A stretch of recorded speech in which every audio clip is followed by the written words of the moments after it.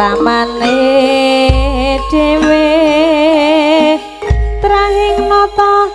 garwa risang tenan jaya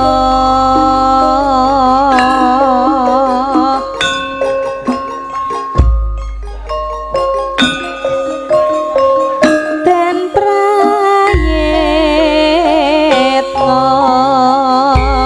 gones wicarane sembarang aja sembrono pancen nyata bumi kita ing sanuswantara gemak ripah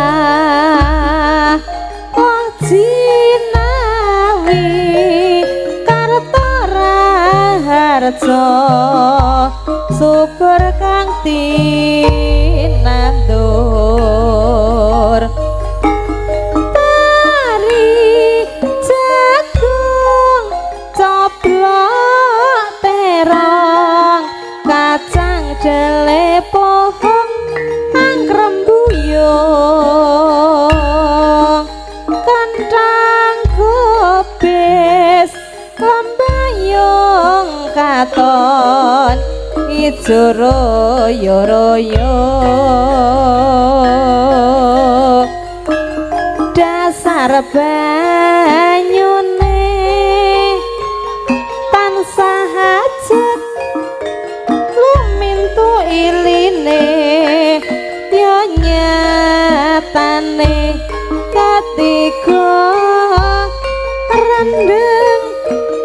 banyune cukup go ngelapi sawah dasar agung sumbere janji sregep tandang gawe anggarap sawahe ora suwe bakal ngunduh asile bumi nyata murakapi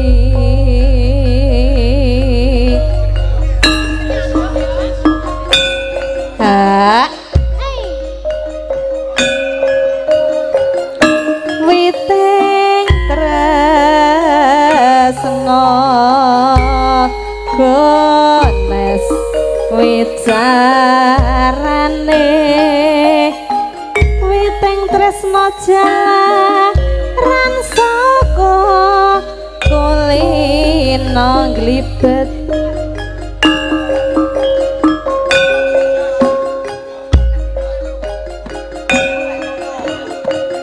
eman lamun gones wicarane eman lamun yen angku sejebriyo pancen nyata bumi kita ing sanuswantara gemak ripah oh jinawi karta raharja subur kang tinandur tari jagung lombok terong kacang dele pohong angkrem buyung kentang kubis lembayung katon ijo royo-royo dasar banyune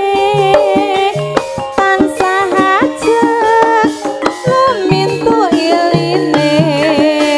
yo nyatane katiga rendeng banyune cukup go ngelapi sawah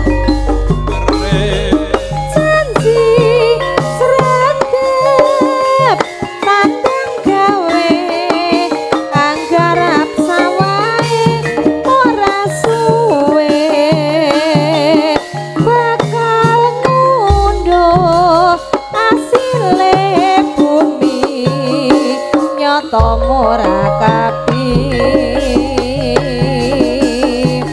dasar banyune tansah ajeg lumintu iline ya nyatane ketiga rendeng banyune cukup go ngelapi sawah agung sumbere janji sregep tandang gawe anggarap sawahe ora suwe bakal ngunduh asile bumi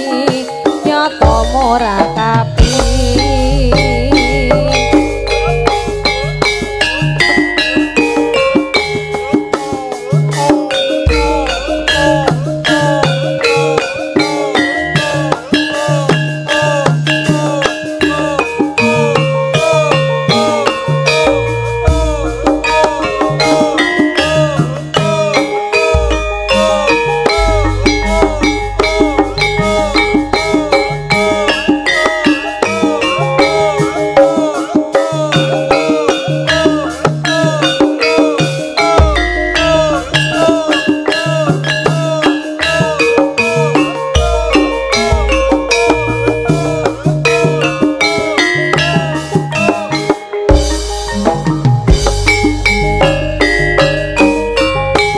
wis dadi anteping ati